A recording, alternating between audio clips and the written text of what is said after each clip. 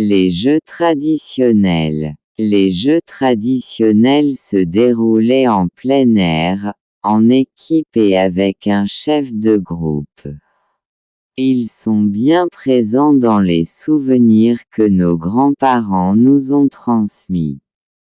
Ils ont accompagné leur enfance et sont encore pratiqués aujourd'hui. La toupie. Jouet de forme conique fait en bois avec une pointe en acier, la toupie était le passe-temps favori de beaucoup d'enfants. Jouer à la toupie consiste à la faire tourner sur elle-même plus longtemps que les autres joueurs. Pour ce faire, on enroule une corde sur le corps de la toupie et on la fouette continuellement sur un terrain lisse.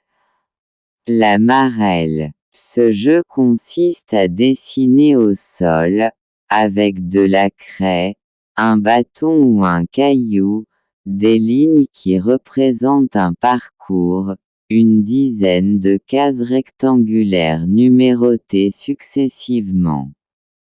Chaque joueur est muni d'un caillou qu'il doit lancer dans l'une de ces cases.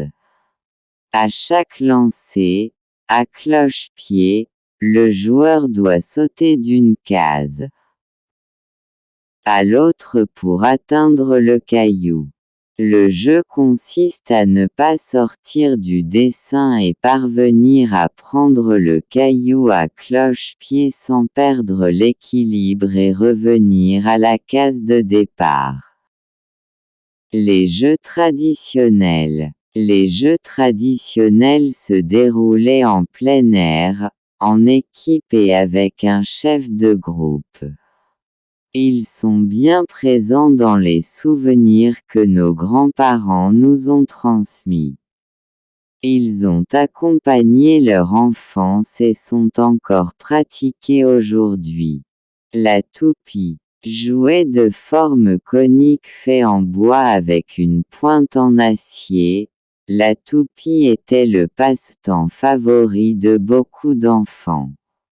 Jouer à la toupie consiste à la faire tourner sur elle-même plus longtemps que les autres joueurs. Pour ce faire, on enroule une corde sur le corps de la toupie et on la fouette continuellement sur un terrain lisse.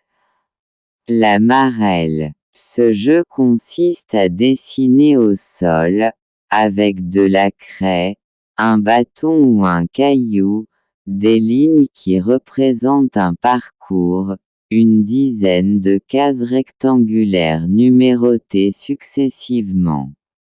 Chaque joueur est muni d'un caillou qu'il doit lancer dans l'une de ces cases. À chaque lancer, à cloche-pied, le joueur doit sauter d'une case à l'autre pour atteindre le caillou. Le jeu consiste à ne pas sortir du dessin et parvenir à prendre le caillou à cloche-pied sans perdre l'équilibre et revenir à la case de départ.